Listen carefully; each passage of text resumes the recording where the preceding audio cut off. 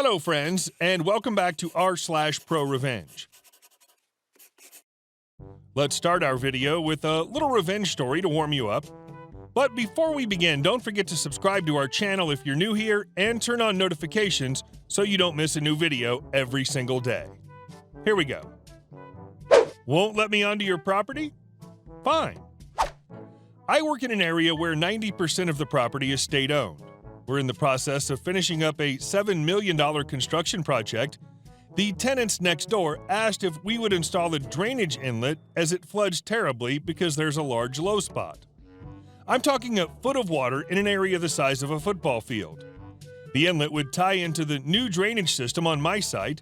I tried to gain access to the lot today to do a pre-construction walkthrough and was denied by the security guards. And not only was I denied, they were incredibly rude and basically yelled at me for being there. I have credentials which allowed me to go anywhere on the terminal I want as long as I have a reason. I've been on the property dozens of times. Normally I show the guards my credentials and they let me in. I reached out to my superiors to find out why I wasn't let in and to also let them know about the behavior of the guards. Someone I CC'd in the email is in charge of operations for the whole area. They told me it's private property. So now, because it's not state-owned, we are not installing the inlets. No one on the construction or engineering side knew it was private property. The state cannot pay for work done on private property. Also, we were supposed to install a new gate and replace a fence, both of which will also not be happening. If the security guards didn't deny me access, the property owner would have got tens of thousands of dollars of free work because no one would have known. And our second story. You'd like me to resign? How about I fire myself from this job instead? This happened about a year ago, but I still think back to it from time to time and appreciate how well it unfolded. I work in software and took a job at a small, medium-sized software company in 2018. The company was family-owned, and I went to high school with the CEO's daughter. The place itself was rampant with nepotism, and the company culture wasn't great. Sexist comments and humorous racist remarks were common, but I needed a job, and this was one of the few options I had. My title was project coordinator, but I was quickly relegated to buying lunches for the team and such. At one point, when the lottery reached $500 million and the CTO asked me to dress like Randy Savage and get a pool together, I spent a whole day buying lottery tickets. I hated it, but kept thinking, if I paid my dues, I'd get a shot at some real work and growth. Eventually, I got a chance to handle recruiting and doing intro calls for new hires.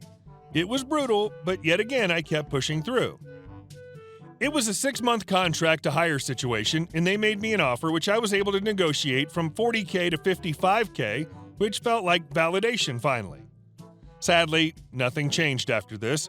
I kept buying lunches and setting up calls that I wouldn't be included in. Around this time, one-to-ones essentially ended for me. What was a monthly cadence with my boss, the CTO, turned to once every 3 months, and finally he had me reporting to the CEO's daughter, who would then conduct my one-to-ones. I was open about my frustrations, and I was promised that in January 2020 they would move me out of hiring. January came and went. February, and I finally had a meeting with the CTO. I got to his office only to be told there was no other role for me, and now that we had hired more people, we didn't have a need for my services anymore on the tech team. I pushed harder, and essentially the CEO's daughter didn't have faith in me, and that was that. He politely suggested I resign, and they'd give me a letter of recommendation. We went back and forth, and he finally mentioned that there was another opening on another team, but he thought that would be a bad role for me. This is where the malicious compliance comes in. He showed all his hands at that point, and I knew I could make this work for me. The next day, I updated my DICE profile, and within 24 hours had 2 interviews set up. I then told him I needed a few days to think things over, and I was taking PTO. I went home and waited, watched Nacho Libre, and prepped for interviews. That day, he texted me asking me general work questions. Day 2, he finally broke down and asked over text if I wanted to be let go or resign. He actually wrote that in text form. I told him I was still thinking about the other role and hadn't made a decision. I then had dinner with the founder of the company. The other role was on his team. He was the CEO's husband, and he and I always got along. I laid out everything I went through. That night, I emptied most of my office, and the next day, the CTO called livid, telling me I was handling this the wrong way, and this was making it difficult for them. 2 days later, after using some of my PTO, I walked into the VP of HR's office and told her to fire me. She looked at me confused and said that a manager normally needs to tell her that.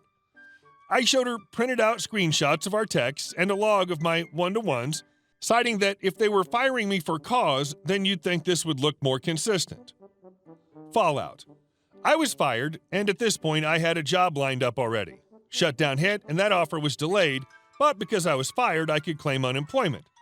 This hit them, and they even tried to claim they gave me severance, but I had all my pay stubs and proved otherwise.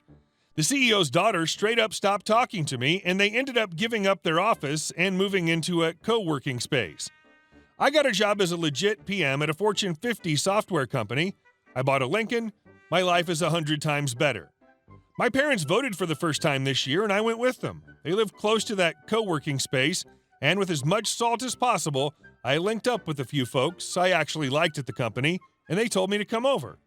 I spent a half day working in the same space as them with the biggest grin on my face. And that's how I left my previous company. As a kid, they tell you don't get fired. As an adult, sometimes it's the smartest option. Congratulations on getting out of there. I believe there are many ways to run a successful company. You can be a tyrant, a good old boy, a liar, or a decent human being who rewards good work and takes care of his people and assets. And our last story. High-class bum gets played. Living in Chicago, you come across quite a few homeless. In my younger years, I'd give them spare change. Now I won't because I've realized that the vast majority are just scammers. About 20 years ago, I passed by a very dirty-looking homeless family. They had a big ratty cardboard sign explaining about him being laid off. The wife was ill, one kid had leukemia, the other had something else going on. Their storyboard read like an encyclopedia of the damned. I gave them $20, and they acted like I just gave them a brick of gold. I felt pretty good about my generosity and went on my way feeling like I'd helped people in need. While they were thanking me for the money, I noticed that the guy had a large birthmark on his cheek. The leukemia son had the same birthmark. I thought nothing of it, and that was that. I took my girlfriend to a fancy steakhouse for dinner hours later, or maybe the next day. This was nowhere near where the family was. Guess who I see having dinner with his sick wife and destitute children? Yup, birthmark face. There he sat, shoveling crab legs and filet mignon down his throat. He was all cleaned up and wearing a watch that probably cost more than my car. My revenge wheels began turning. I didn't think it was going to work because I'd seen it in a movie, but I formulated a plan. This restaurant had an open dessert bar with little gourmet pastries. When I saw him head up, I took a deep breath and hoped he didn't recognize me. He didn't. I went to the table and accidentally bumped into him and dropped my plate. A few of his pieces fell too. I apologized and made it seem like I was super embarrassed. I picked up the spilled desserts, and he stooped down to help. He was actually very nice about it all, and when I finished picking it up, I said, "Again, so sorry about that. I'm Missouri. Nice to meet you." We shook hands, and he told me his name was Dennis. I had what I needed, his name. That's all I wanted out of this, and I got it.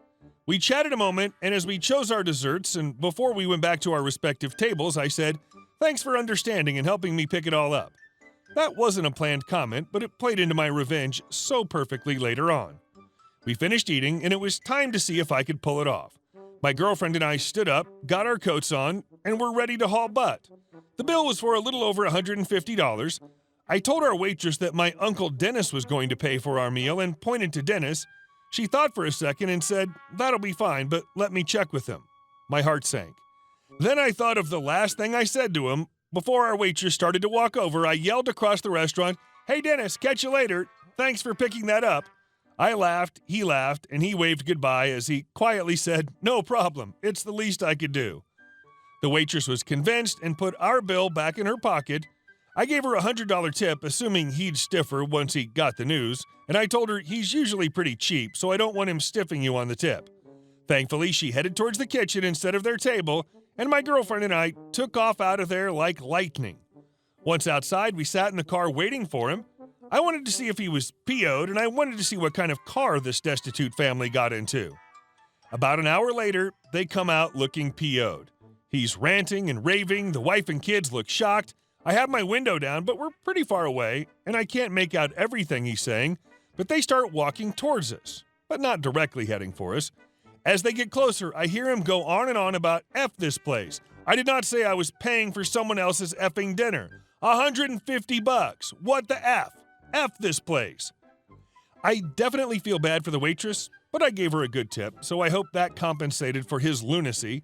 Based on how he was reacting, I'm guessing they made him pay for it, and the waitress was probably like, "Dude, he said thanks for picking up the check, and you said it was the least you could do."